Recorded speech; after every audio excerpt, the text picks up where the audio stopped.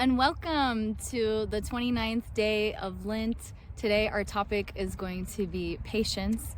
First and foremost, I would say thank you for your patience in me getting up the video today. By way of background, my name is Becky Howlett. I am one of the stewards and co-founder of Web of Unity, which is our grassroots spiritual initiative to remember, acknowledge, realize, come back to the recognition that we're all one and the only reality is love. So thank you so much for walking this path with us. As you can see, I'm kind of very casual today, here delivering the message for you, and I still got some cleaning I need to do this afternoon, so you get me in all my authentic casual glory today. So let's just take a moment to center ourselves in prayer before we get going. I'd invite you, if it's comfortable for you, go ahead and close down the eyes here. Roll your shoulders back and down. Sit with that nice straight spine here. You can just allow your hands to rest, palms down on the tops of your thighs. And just feel your feet grounding firmly into the earth here. Zara the dog has joined us for prayer, so this is a wonderful time to continue to center in, focus in, regardless of any external distractions we may be experiencing in our lives.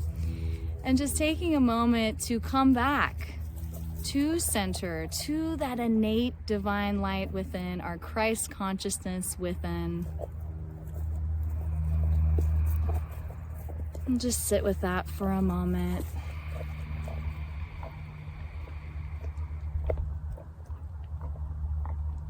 Just tuning in to that piece of eternal, unchanging presence within all of us. Recognizing that this is the truth of our being and is a place that we can always return to anytime we need.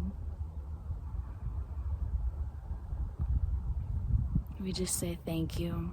Thank you for this acknowledgement, this awareness, this remembrance of our true self, our divine nature. And so it is. Amen. All right, well, again, our topic for you today is patience. So I'm just going to read our little daily excerpt in Keep a True Lent from our man, Charles Fillmore, an amazing metaphysician, but hopefully through participating through Web of Unity, whether it is doing a daily video or simply watching one of our daily videos, hopefully you're picking up that metaphysical interpretation is something that is available to all of us, right? We all have what it takes here and now to do this, to find that deeper understanding for us in this moment, not outsourcing source, right? Outsourcing God to someone else to tell us how to relate to God, but going to that direct connection within. We don't need an intermediary. We are all mystics. We can all experience God directly right here and now. So I just want to take a moment of gratitude and say thank you, Charles, for your work that we are now continuing forward to bring such sage wisdom teachings from the turn of the 20th century into our present moment, into the 21st century, into the here and now. So thank you for laying that foundation for us. And we're just going to take that ball and keep running with it. So 29th day of Lent, patience. Patience is a state of mind that beholds the world from the harmony of the Christ mind. A freedom from personal thinking. It is an attitude of mind characterized by poise, calmness, and a quiet, restful trust, especially in the face of trying conditions. It has its foundation in love. Great peace have they that love thy law, and they have no occasion of stumbling. I love that. I'm going to read that one more time. Great peace have they that love thy law, and they have no occasion of stumbling. The first requisite in the development of patience is spiritual understanding. The larger our vision of life, the more freedom we feel, and we are spared the friction and frettings that come to those who are centered in personality.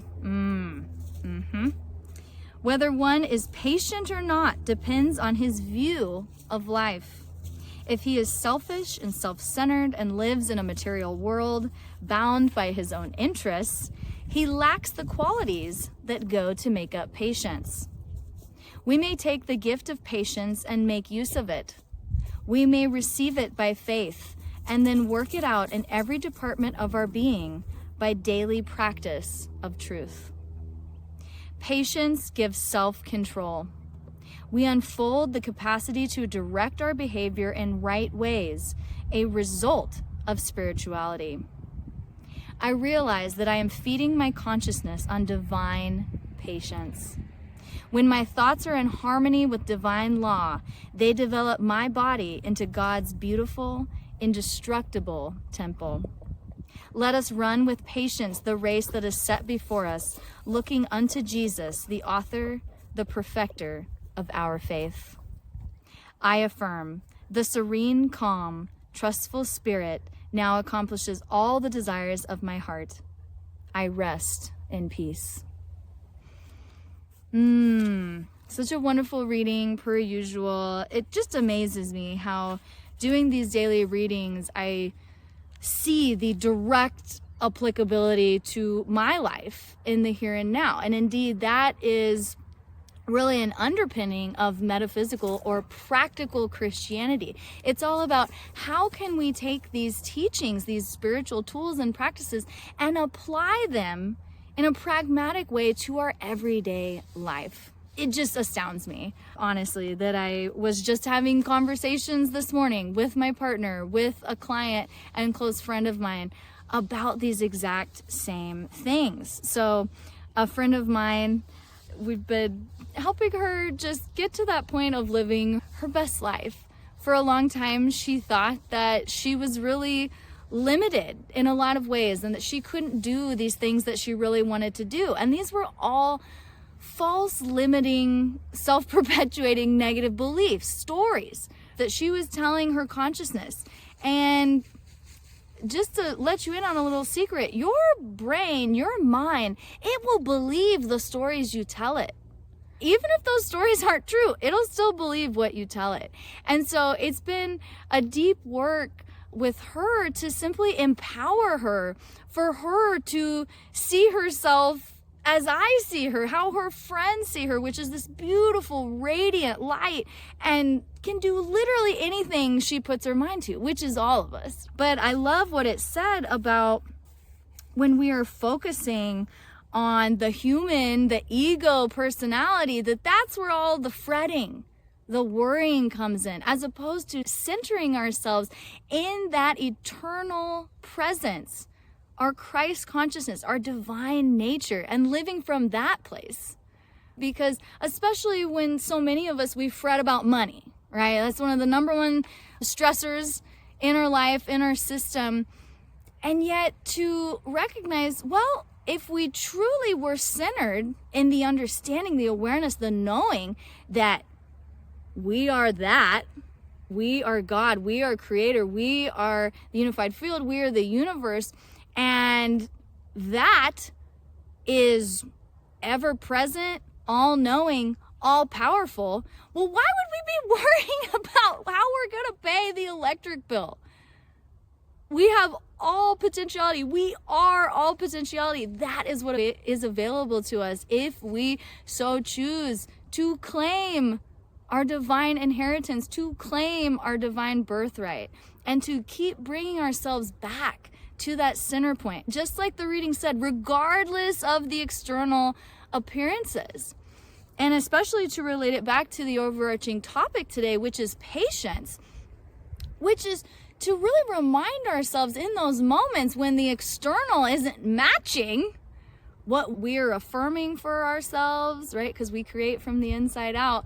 And in those moments when we're not getting results as quickly as we would like, to still keep the faith and stay in that vibration, that frequency, that embodiment, that consciousness, to know in faith that what I desire in my heart of hearts is coming. It is already done. It is on its way to me. And even if these external appearances don't yet reflect that, to know and to rest in that knowing that all is well, that everything is in perfect and divine order here and now. And anything that is manifesting in your life is there for a reason, right? Hi, Zara. Zara is a perfect example right now of how to be patient in action. She has come over with her ball. She's like, please throw my ball to me. And she comes over and I'm busy for the moment, so she's not getting her ball thrown to her. And then she's just like, okay, I'm good. And she goes off and does her thing. Animals have so many amazing lessons to teach us. So anyway, that's what I'm really vibing with on the theme of patience this morning. So just in the interest of time today, I am not going to read the affiliated Bible passage. I will let you do that on your own if you are so inclined, but it's some good stuff on the faith of some of these Old Testament prophets. So check that out. And as we close here today, let's just go ahead and ground ourselves in a little brief meditation. So again, I'd invite you to close down the eyes if that's comfortable for you. Roll those shoulders back and down. You can even roll them a couple times. Let's roll them a couple times. I need it. And switch directions. Roll them the other way. Long, slow, deep breaths here.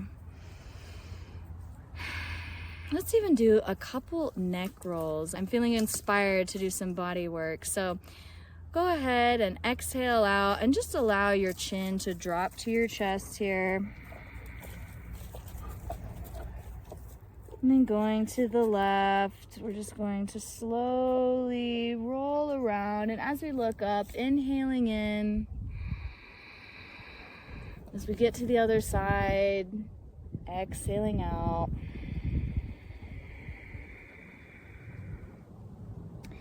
And just continue that movement nice and slow.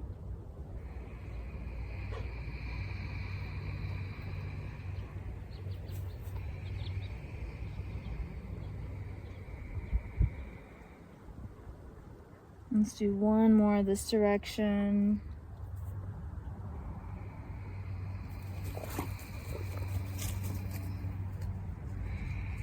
And as you get to the bottom, just allow your head to hang here. As my yoga instructor would say, like a ripe mango. So allow yourself to release that tension, let the head hang heavy. Slow, deep breaths here. Let's go ahead and begin rotating the other direction. Again, inhaling as we look up. And exhaling on the bottom half of our movement.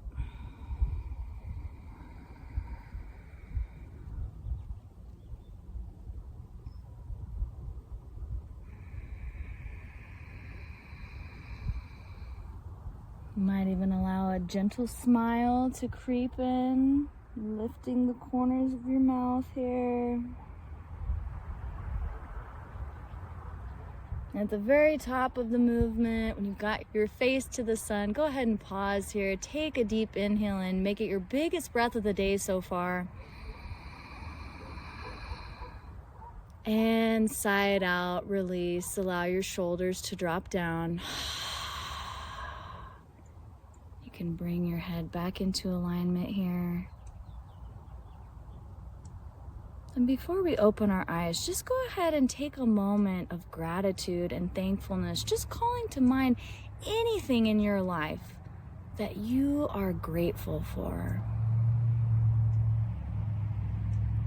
No matter what it is, how big or small, just allowing those feelings of thankfulness and appreciation to fill you up here and to circulate throughout your entire being.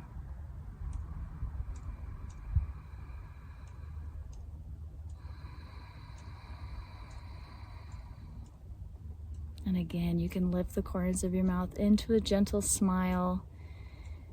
And whenever you're ready, you can slowly blink your eyes open and come back.